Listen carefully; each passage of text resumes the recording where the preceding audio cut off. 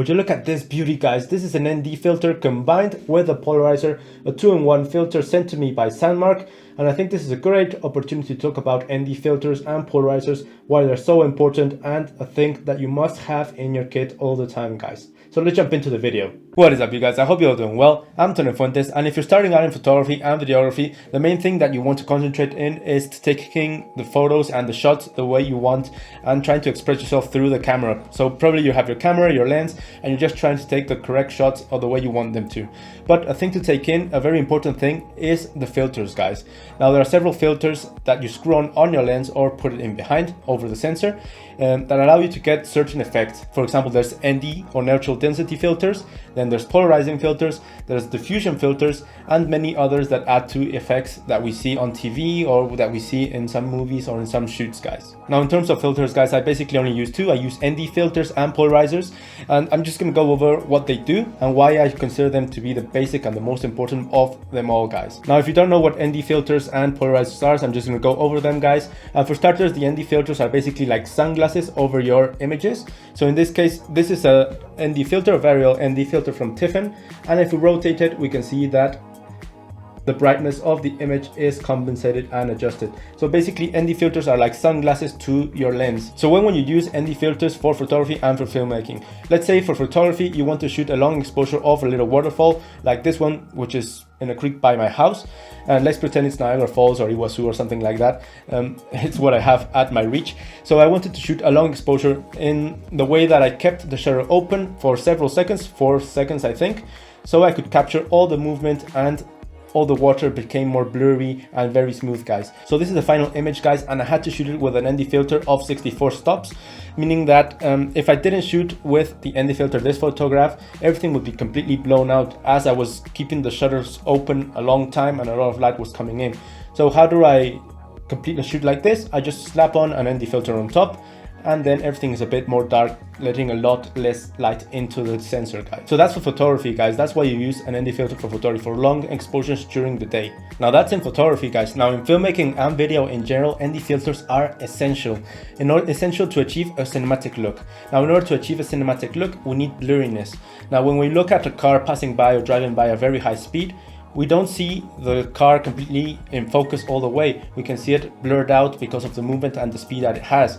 So basically that's the effect that we need to achieve, a more natural look into our filmmaking and our clips in general. Now to achieve that blurriness in video, we need to follow a simple rule, guys. Our shutter speed must be the double of our frame rate. So let's say I'm shooting at 30 frames per second right like this right now, or 24 frames per second.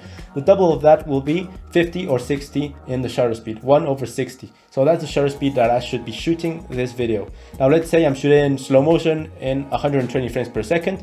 My shutter speed should be at 250, or what your camera most approximate to the double is, in order to achieve that correct blurriness or cinematic blur. So that's the rule, guys. But when you're shooting at those shutter speeds, maybe your image is completely overexposed or underexposed or not correctly exposed in general. What many beginners, which is a mistake, do is crank up the shutter speed, just moving the shutter speed up in order to correctly expose your image. Yes, you're correctly exposing your image, but you're losing all the blurriness. So let's look at these two clips. In the right, we have the clip with the correct shutter speed, and as we can see, the leaf is moving up and down, and if we pause it in the middle, we can see it's completely blurred out because of the movement.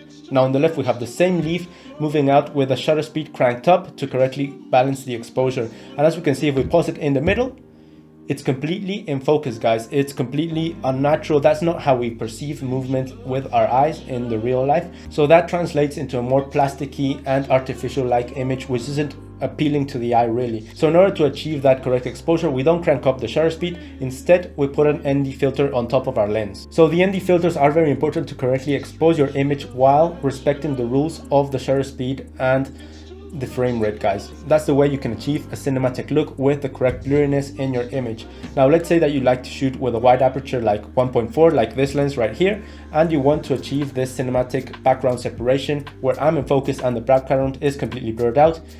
but the lighting is too much. At 1.4 aperture, it's letting a lot of light into the sensor, meaning that your image is very overexposed in a sunny day. So in that moment is when you slap on an ND filter in top of your lens. So let's say this is a variable ND filter from Tiffen. So we slap it on.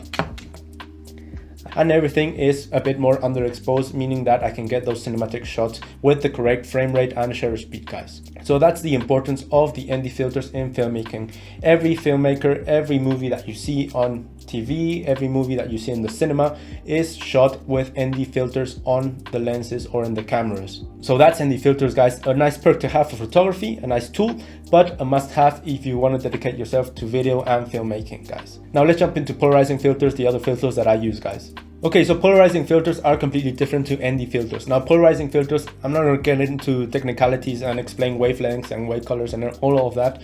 Basically, what a polarizing filter does is cut out the glare and any reflections from your images. So let's say that you're shooting a portrait from the other side of a window like this one, and you want to shoot it with not too much reflection on your subject. Then you slap on a polarizing filter, and it does not completely eliminate, but it does cut down some of the glaring or reflections from the glass, guys. So the same thing applies when you're shooting water or any kind of reflection or snow, anything like that on the road. You apply a polarizing filter, and basically it just removes that harsh reflection and all those harsh reflections from the surfaces or horizontal surfaces in particular. Now, polarizing filters are very common and very used by landscape photographers, basically because if you slap it on your camera while you're shooting a beautiful landscape with some blue skies, it cuts down all the glare from the sun on the sky and on the leaves in the ground. So basically what you end up with is a very deep blue in the skies, cutting out all the glare, defining a lot of the clouds and the shape of the clouds very prominent, making them pop up, and the greens being a bit more brighter and a bit more dynamic ranged. So landscape photographers use them a lot to achieve a very nice look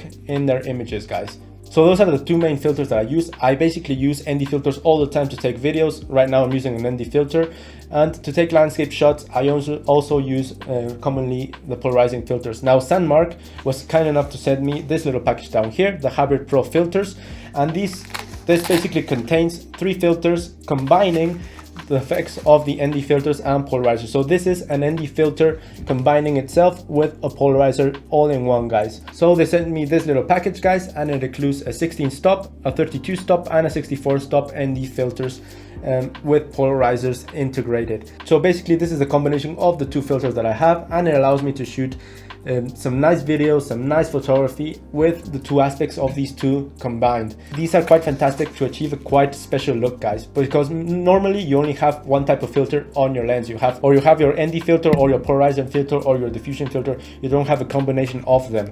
So with a combined aspect of the polarizing and the ND filters, you can shoot long exposure for waterfall, cutting out all the reflections to achieve a more cleaner look.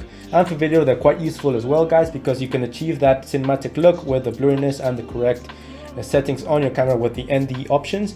And then with the polarizing, you're cutting out all those reflections that are quite nasty on your sensor, on your camera, and also achieving a bit more dynamic range. So that's a great tool to have in my kit, the Hybrid Pro filters from Sandmarc. Thank you, Sandmarc. I haven't tested them completely, just tested them for a couple of weeks, but I will completely use this for the rest of my life. So these are very good investments, guys. If you're starting out, don't underestimate the power of ND filters and polarizers. They're completely useful and essential for photography and videography, guys. So that's going to be it for this tutorial, guys. If you would like to check out Sandmarc, just go to the link down below. There's the page. They produce awesome stuff for mobile photography and for DSLRs and mirrorless, so go and check them out. And if you did like the video, can you please give it a like? It really makes a difference, and consider subscribing. Hit the notification bell to be notified when I upload the next video. I'm Fuentes. Cheers to all of you, and see you in the next one.